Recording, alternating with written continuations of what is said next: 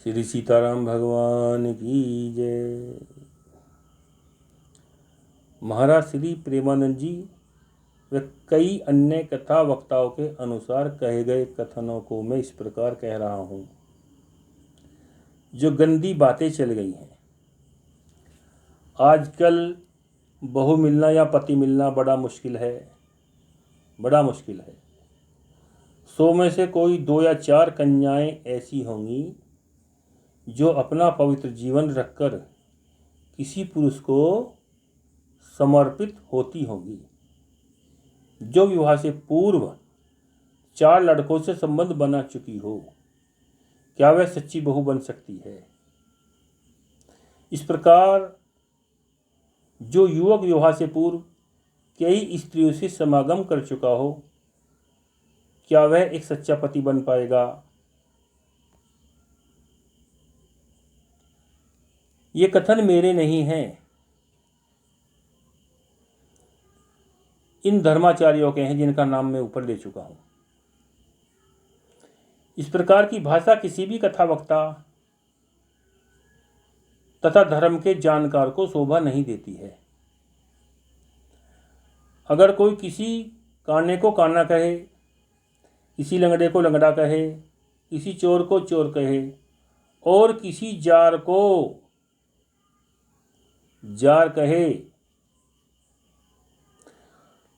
तो उस व्यक्ति में ये दुर्गुण होने पर भी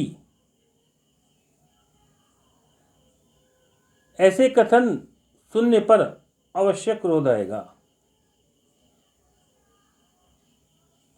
ये बात सत्य है कि काने को काना कहे जाए तो चिढ़ जाएगा, लंगड़े को लंगड़ा कहे जाए तो भी चिढ़ जाएगा और जार को जार कहा जाए तो भी वे चिढ़ जाएगा। और यही झगड़े का कारण बन जाएगा। झगड़े से किसी भी समस्या का समाधान नहीं हो सकता। और धार्मिक बातें तो झगड़े से दूर हो ही नहीं सकती। धर्म का मतलब है मानना, धारण करना। जो हमारी बात को मान रहा है अर्थात धारण कर रहा है, वही धर्मवान है। झगड़े से इस बात का समाधान नहीं है। अतः आप धर्मज्ञ हैं, क्या आपको जानकारी नहीं है कि कई नीतियों में कटु सत्य बोलने पर रोक लगाई गई है, फिर भी आप ऐसी गंदी भाषा का प्रयोग जन समूह में करते हैं। क्या आपको जानकारी नहीं है या आप नहीं जानते कि अश्लील विचार, अश्लील दृश्य और अश्लील वार्तालाप करने वाला भी अश्लील होता है, अर्थात वह भी पाप में सम्मिलित हो जाता है। किसके पाप में? जिसकी हम बुराई कर रहे हैं, हम उसके पाप के भागीदार हो जाएंगे। कई संत महात्माओं ने आधुनिक शिक्षा प्रणाली का विरोध किया है और सह शिक्षा को भी अनुचित करार दिया है, जो सत्य है। यह भी आपके बस में नहीं है। यह कार्य सरकार का है।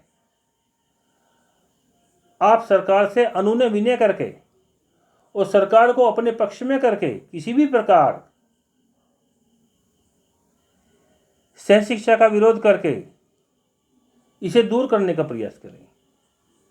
केवल मात्र आप इतना ही कर सकते हैं, इसके अतिरिक्त आप कुछ भी नहीं कर सकते। इसमें सहचर्य व सहकार्य भी सम्मिलित है, जो आधुनिक युग में कोई भी नहीं रोक पाएगा। आपको लाखों नर नारियां सुनते हैं, केवल लोक रंजन मात्र के लिए। लोक रंजन शब्द का प्रयोग मैं किसी के हृदय पर आघात करने या धार्मिक भावना को आहत करने के लिए नहीं कर रहा हूं। इसलिए कि जब आपको लाखों लोग सुनते हैं तो कितने नर नारियों ने अपनी संतानों को आपके प्रवचनों के अनुसार संस्कार दिए हैं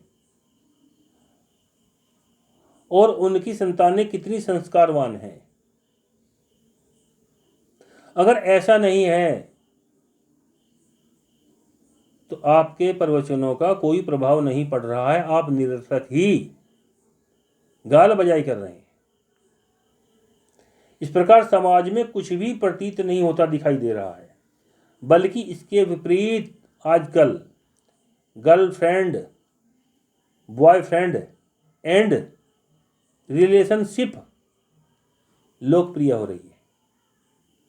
इस प्रकार हमारे भारतवर्ष में पाश्चात्य देशों की अनेक घिनौनी तथा अत्यंत गंदी सभ्यताएं दिनों दिन पनपती जा रही हैं। इसे टीवी पर अथवा मोबाइल पर रील बनाकर अथवा युवक युवतियों पर कटाक्ष करके नहीं रोका जा सकता। अगर आधुनिक युग में अधिकतर युवक युवतियां भ्रष्ट एवं करप्ट हैं तो कोई बात नहीं है, क्योंकि अगर भ्रष्ट का संबंध भ्रष्ट से बनता है तो कोई दोष नहीं होता। परंतु इसके विपरीत अगर किसी मेधावी ब्रह्मचारी गुणवान युवक को व्यभिचारी पत्नी मिल जाए अथवा किसी गुणवान ज्ञानवान में पवित्र कन्या को कोई भ्रष्ट पुरुष पति के रूप में प्राप्त हो जाए तो इस प्रकार विपरीत होने पर दोनों का गृहस्थ जीवन किस प्रकार चलेगा, शायद इसको वही समझ सकते हैं। कुछ इस प्रकार, कह रहीम कैसे निभे बेर केर को संग, वो डोलत रस आपने उनके फाड़त अंग। महाराज श्री की बात संपूर्ण सत्य है कि हमारा भारतवर्ष एक धर्म प्रधान देश है। इतिहास इसका खूब ढिंडोरा पीटता है। मुगलों से बचने के लिए अनेक क्षत्राणियों ने अपनी पवित्रता तथा पातिव्रत्य धर्म के लिए अपने प्राणों को अग्नि में आहूत कर दिया था तथा अपनी मान मर्यादा नष्ट नहीं होने दी। अतः धर्माचार्यों को, माता पिता तथा युवक युवतियों को ब्रह्मचर्य एवं पवित्रता की महत्ता बतानी चाहिए। सदाचार का पाठ पढ़ाना चाहिए, न कि आजकल के युवक युवतियों पर कटाक्ष करें। कटाक्ष इसका समाधान नहीं है, कटाक्ष मात्र विवाद का कारण ही होता है। पाश्चात्य देशों की कुरीतियों को रोकने के लिए सर्वप्रथम माता पिता के संस्कारों में परिवर्तन अनिवार्य है। तत्पश्चात शिक्षा दीक्षा आती है, जिनमें चरित्रवान अध्यापक एवं अध्यापिकाओं की आवश्यकता होती है। आप सभी जानते हैं कि आज अध्यापक एवं अध्यापिकाओं का स्तर कैसा है।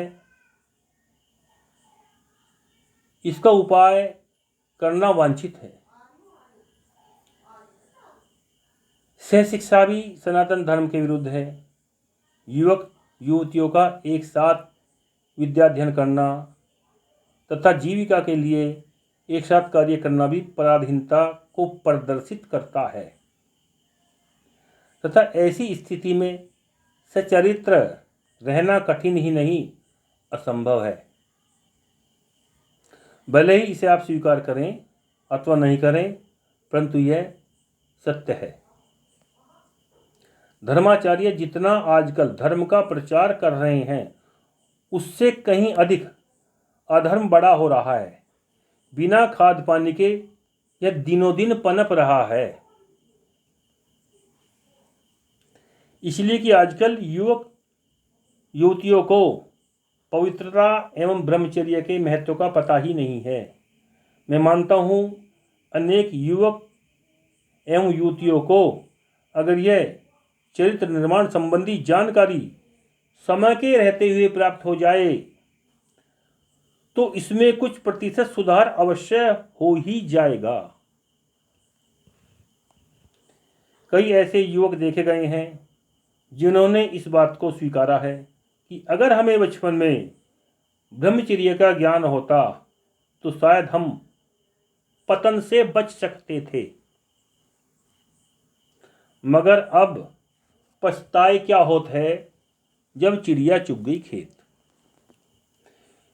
स्त्री पुरुष भिन्न लिंगी होने से दोनों में सदैव आकर्षण बना रहता है, यह आप सभी जानते हैं। यह प्रकृति प्रदत्त है, केवल ज्ञान के द्वारा ही इस पर अंकुश लगाया जा सकता है, न कि कटाक्ष करके। अतः महापुरुषों से, संत महंत महात्माओं से तथा शिक्षकों से सानुरोध प्रार्थना है कि आप लोग कटाक्ष न करके प्रेम के द्वारा तथा अपने वाक्य चातुर्य से समाज को अपनी ओर आकर्षित करें। आज हमें स्वयं तथा अपने बच्चों को सदाचार का पाठ पढ़ाना अनिवार्य है, इसलिए कि आज हमारा आचार, आहार और विहार सब कुछ धर्म के विपरीत हो चला है। मात्र यही कारण है कि हम कुमार्ग पर चले जा रहे हैं। आज समाज को सही दिशा की आवश्यकता है। संत महंत महात्माओं तथा पंडितों में आजकल रुपया बटोरने की होड़ लगी हुई है। रुपया कैसे प्राप्त हो, प्रतिष्ठा कैसे मिले, मान सम्मान कैसे बढ़े और प्रसिद्धि किस प्रकार हो, भले ही वो प्रसिद्धि कटाक्षों के द्वारा प्राप्त हुई हो, गाली देकर प्राप्त हुई हो, झूठ बोलकर प्राप्त हुई हो। सबको अथाह पैसा चाहिए। आजकल माता लक्ष्मी की चकाचौंध में सभी अंधे प्रतीत होते नजर आ रहे हैं। कृपया सभी संत महात्मा मेरी धृष्टता के लिए क्षमा करें। से धन्यवाद। जय जय श्री सीताराम।